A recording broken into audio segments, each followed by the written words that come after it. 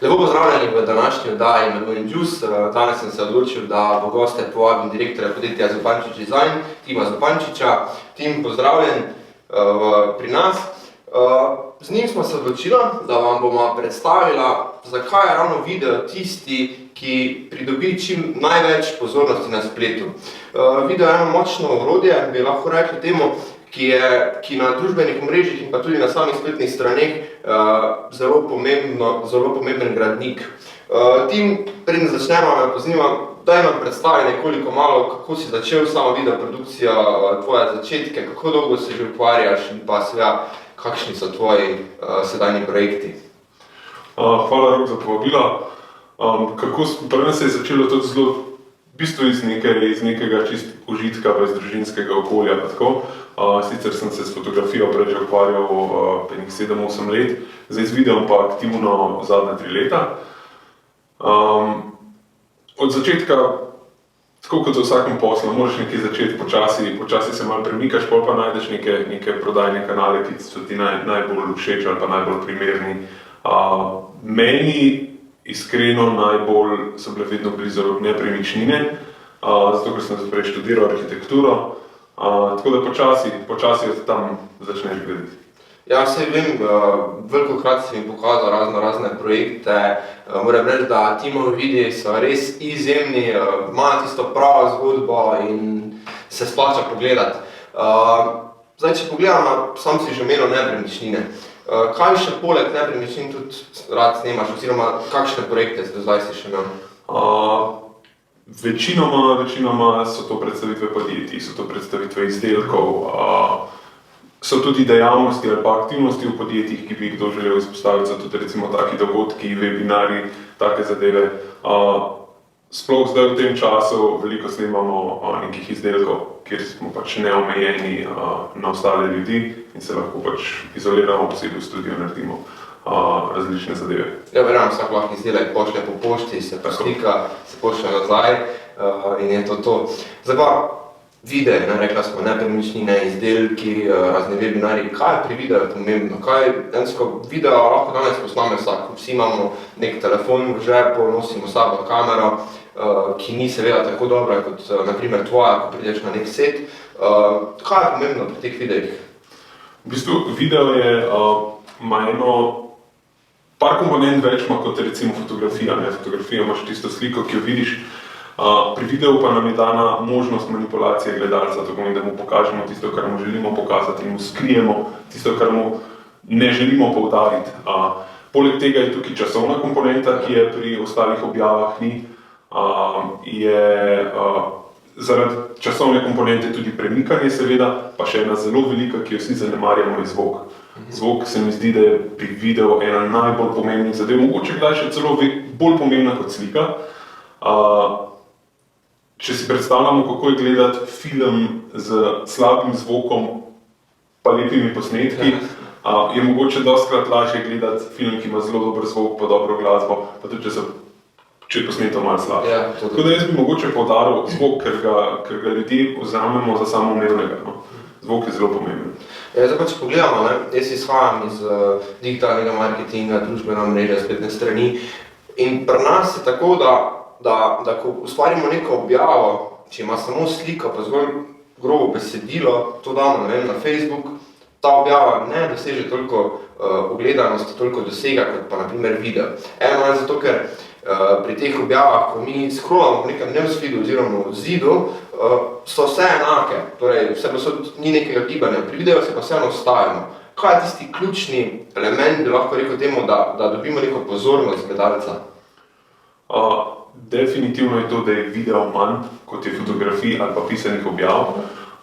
Druga komponenta je sigurno to, da smo navajeni fotografiji, vsak lahko slika pa je da gor, če pa da nekdo da video, ki mogoče ni toliko frekventen, potegne več pozornosti. Drugo je to že, ko scrollaš, sam Facebook je tako narejen, da se video sam začne predvajati, takoj, ko ga srečaš. In sigurno pač to da neko prednost oziroma pomaga pogledati iz tiste poplave objav in oglasov. Točno tako, ja, danes je poplava, sploh v tem času, vsi poskušajo oglaševati, objavljati razne objave na družbenih mrežah, ker to lahko počne vsak.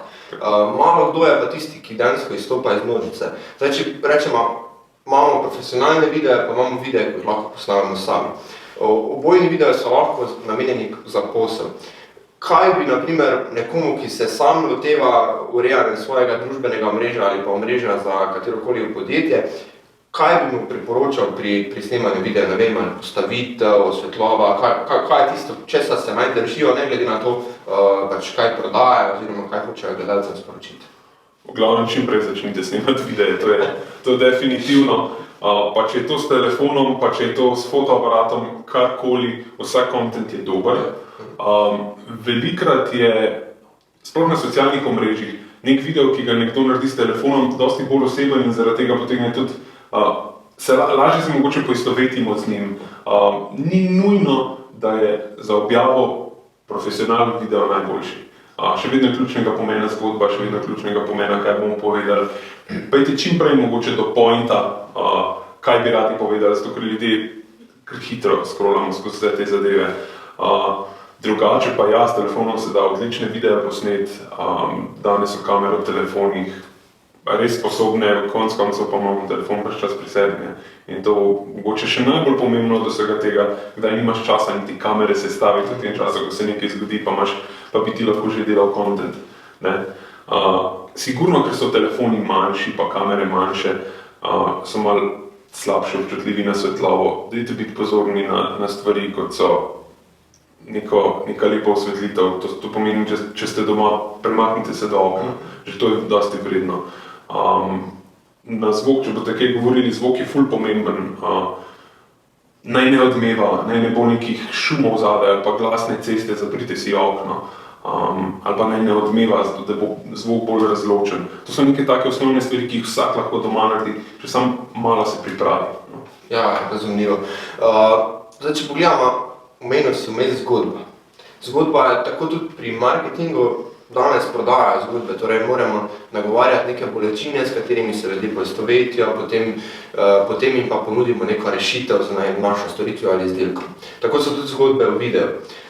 Video verjetno nam omogoča še neke dodatne predstavitve te zgodbe. To lahko dosežemo, ne vem, pri profesionalnem videu z določenimi kadri, nekaj posnemo verjetno bliže, nekaj odle. Kako je s tem? Ja, zgodbe definitivno prodajajo, predvsem zaradi tega, ker je bilo nasičeno vseh možnih, od TV oglasov, takih in drugačnih, kjer vidimo samo izdelek ali pa vidimo, mi smo pa najboljši, mi pa delamo to, mi pa delamo ono. Ljudje smo ratali malo imuni, to mogoče ti še boljše veš, malo smo ratali imuni na vse te bombardiranje izdelkov, vsega je preveč, vse je nasičeno internet, da ogromno možnosti, kaj lahko delamo. Zato, če se hočemo približati ljudem, dajmo jim ponuditi neko zgodbo, s katero se lahko poistovetijo, s katero se lahko povežejo, kjer lahko tudi oni vidijo, jaz sem bil tudi že v taki situaciji. Rekel si, da izpostavimo neko težavo, da potem rešimo. To je pač prva prodajna tehnika. In seveda vse to se da vkomponirati noter v video, ampak pokažemo to skozi zgodbo. Da se to delati skozi kadre, da se to delati skozi razne možne efekte. Velikrat je recimo globina slike, pri profesionalnih kamerah imaš možnost zaslonko odpreti ali zapreti in če hočeš neko splošno sliko pokazati, je lahko vse ostro, vse čisto. Če pa hočeš izpostaviti en model, pa izostriš samo tisti element, potem je to zvok, lahko je neka živahna muzika, lahko je umirjena, lahko je sentimentalna. Vse to počasi gradi to zgodbo, ki jo hočemo povedati, in v videu je teh elementov kar nekaj, res je. Zdaj, kot je Tim že prej omenil, za družbeno omrežje je pomembno, da ustvarjamo content, da nas ljudje sledijo, s tem, da neko pozornost pridobimo in s tem, ko pridobimo pozornost na daljši rok, tudi ustvarjamo neko dodano vrednost in pa seveda tudi neko konverzijo. Zdaj pa, ko ljudje pripeljamo iz samega teh družbenih omrežij, ki smo tako rekoč zgornji del jaka, lovilec novih potencialnih strank na spletno stran. Tam je pa vseeno malenkost bolj pomembno, da se podjetje predstavi profesionalno. Kaj pride pa tam? Tam pride v poštev, da je video lovilec da ljudje ostanejo na sami spletni strani dlje časa, kar pomeni, da ko jaz prijem na spletno stran, vkolikor je zgolj grobo besedilo ali pa se še mogoče dovolj hitro do strane naloži, bom jaz se kar hitro zapustil. Vkolikor pa pridem na nek landing page in se mi začne predvajati video, ga bom najverjetneje pogledal prvih 10 sekund, če me bo zanimal, bom ga pogledal še nadaljnjih 30 sekund ali pa minuto, potem pa si še kaj več prebral o tem. Kakšni videi so tam pomembni? Ja, hvala. Definitivno je statistika taka, da 88% več časa smo ljudje pripravljeni posvetiti spletnim stranim, kjer nas pričaka video. To pomeni takoj nas zanimira, sploh če se hitro naloži, danes lahko video naložimo na YouTube, na Vimeo, kjer se samo streamajo na spletno stran in je to hitro naloženo. Definitivno so videi tudi drugačni za spletne strani kot za socialna mrežja. Predvsem jaz predlagam, oziroma kaj se je pri nas izkazalo za učinkovito na ta zgornji del jaka, torej socialna mrežja, novilce, damo kratke vsebine, impulzivne, da iz tiste množice ujamemo ljudi, ko pa oni kliknejo na našo spletno stran, so pa s tem že izkazali neko zanimanje za nas, bi radi vedeli nekaj več, je pa dobro, da jih malo podučimo o tem. Torej lahko jih podučimo o tem, kaj delamo, lahko jih podučimo kaj več o naših izdelkih, o naši zgodbi, naši zgodovini. Sigurno so pripravljeni posvetiti nekaj več časa našemu podjetju ali pa naši zgodbi, če so že kliknili na spletno stran. Zato seveda se vsebina temu prilagodi. Če je to posneto profesionalno, lepo, to daje še večjo kredibilnost podjetju oziroma storitvi ali izdelku. Torej, če široko pogledamo, poleg tega, da moramo imeti izdelano neko prodajno strategijo, neko marketinško strategijo, tudi kolikor se lotimo uporabe videa v implementiranje v prodajni proces, tudi pri videu je potrebna strategija oziroma nek scenarij, kako bomo iz enega videa pripravili osebo na drug video, pa mogoče potem tudi na tretji, potem pa še do nakupa. Poleg tega, da se aktivno ukvarjaš z videoprodukcijo, ima tudi vaša, bom rekel, družina en ful tak luštni kanal na Instagramu, sicer Adventures Family Life. Koliko sem zasledil, ima račun več kot 17,700 sledilcev. Daj nam nekaj malega še o tem povej, kako ste prišli do tega, kako ste začeli, neki koraki, ki so bili, videl sem, da veliko objavljate pač družinske dogodke, otroke, tudi video za tvojo se večkrat izpostavita, celo večkrat se tvoja, verjetno si ti večkrat tisti, ki je za kamero. Daj nam povej nekaj malega o tem. Ja, to je tudi zanimiva zgodba, ki je ratala čisto spontano. Nikoli ni bil namen od začetka tega kanala tržiti, nikoli ni bil. V bistvu je nastal iz enega izziva eno slikico na dan. Eno slikico na dan smo si beležili v eno knjigico eno leto, 365 dni, in ko smo mi to knjigico zapolnili, je nekaj manjkalo, navadiš se vsak dan neko slikico, nek spomin, pol vidiš, koliko je nazaj nekih takih trenutkov, ki bi jih drugače pozabil. In smo to predstavili na Instagram, vsak dan eno objavo. In to se je začelo 2 leti pa pol nazaj. Čist družinski profil našega nekega lifestyla, nekih zanimivih dogodkov. In v bistvu odziv je bil ful zanimiv. Ljudje so se začeli odzivati, vključevati. Seveda je kar veliko dela. Od začetka je to pač samo neka slikica, potem pa začneš urejati malo stilsko, neke zgodbe pisati o tem. In rata to kar neka polovična služba, bi temu rekli. Tako da je na koncu to praktično ratal največji prodajni kanal za naše podjetje. Poleg tega, da gor delamo sodelovanja z različnimi podjetji, kjer skozi našo družino predstavljamo ali izdelke ali storitve, sodelujemo s podjetji iz celega sveta. Se je izkazal ta kanal dober za video, tudi zato, ker so tam podjetja z namenom, da tržijo oziroma z namenom, da iščejo tako rečene influencerje. Vplivneže po slovensko. Vplivneže po slovensko. Jaz sigurno nimam sebe za vplivneža oziroma influencerja ali pa našega kanala. Veliko podjetjem pa je všeč, da lahko neagresivno skozi družino, skozi našo zgodbo predstavijo svoje izdelke. Tako da v bistvu je teh sodelovanj vedno več in se tudi obrestujejo. Bi pa rekel, da mogoče tudi za video pride več kot 50%. naših projektov preko Instagrama. Zdaj, če se vrnem čisto na začetek, ko si začel govoriti o Instagramu na računu, content, vsak dan ena sličica. Če se vrnemo, ste karkoli finančno zapravili, da ste prišli do takega števila sledilcev? Je bil kakršenkoli finančni vložek v samo platformo, mišljeno kot oglaševanje?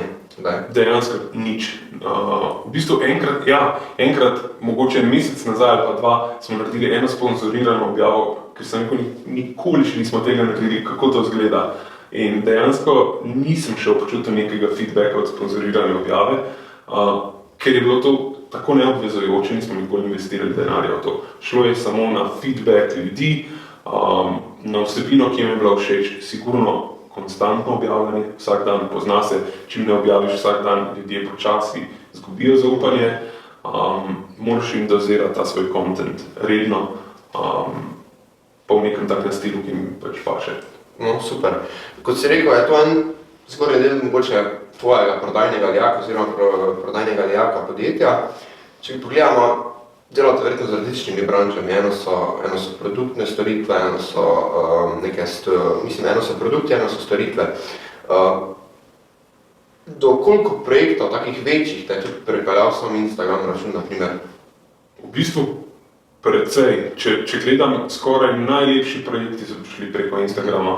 Mogoče preveč jemljamo Instagram mi samo kot vsakodnevno neko krajšanje časa.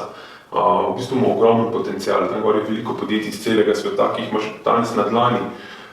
Ni težko priti do njih, vsi so tam s tem namenom so gor, da prodajajo. Tako da se mi zdi, da en večjih naših projektov, ki še vedno teče, je The Hideaway Club, to je eno londonsko podjetje, ki ima 70 luksuznih nepremičnin po celem svetu in trenutno ekskluzivno snemamo videe za njih, njihove nepremičnine. In to je prišlo z Instagrama? To je prišlo z Instagrama. Z Instagrama je prišlo en kup podjetij iz Kitajske, ker smo tam navezali stik z eno kitajsko marketinško agencijo, ki nas je začela povezovati. Seveda so potem dobri odnosi naprej, pa kakšen projekt gre slabše, kakšen projekt gre boljše, ampak tisti dobri te peljajo naprej, ti pripeljajo stranke znova in znova in v bistvu imamo stranke z celega sveta samo zaradi Instagrama. Torej, če pogledamo, ne glede na to, da je v okvirnicah rečeno, da bi na Instagram bil namenjen nekoliko manjši populaciji, je vseeno na njej prisotna starejša populacija, kakor tudi podjetja, ki iščejo neke kolabe oziroma neke collaboratione z posamezniki, kot si naprimer, kot je vaš račun, eno je kot vplivneži, eno je kot za samo produkcijo kot video. In dejansko Instagram zelo dobro prodajno orodje, če ga znamo uporabljati. In pa kot si rekel, ni nekega dodatnega vložka predstavljalo, če imaš neko predstavljeno strategijo, ustvarjaš content, si zanimiv, da te ljudje radi sledijo, dobijo neko zaupanje in pač temu sledi prodaja, ne glede na to, ali je to neki izdelek, ali je to neka storitev, karkoli se da prodajati preko Instagrama, samo če imamo pač zastavljeno pravo strategijo.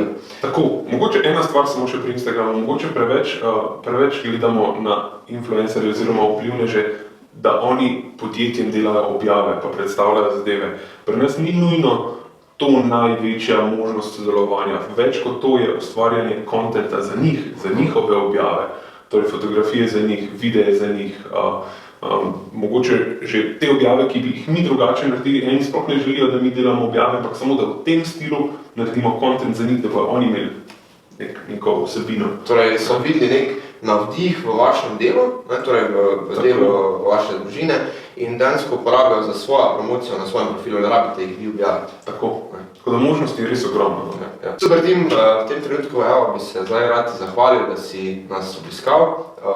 Skupaj smo predelali kar nekaj, bom rekel, stvari od videoprodukcije do nekaj malega, do Instagram računa, ki ga imate. Zahvalil se bi ti za obisk.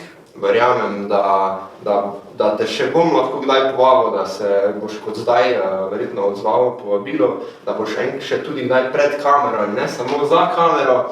Tako da hvala, da si prišel. Želiš še povabiti, povedati kaj našim gledalcem?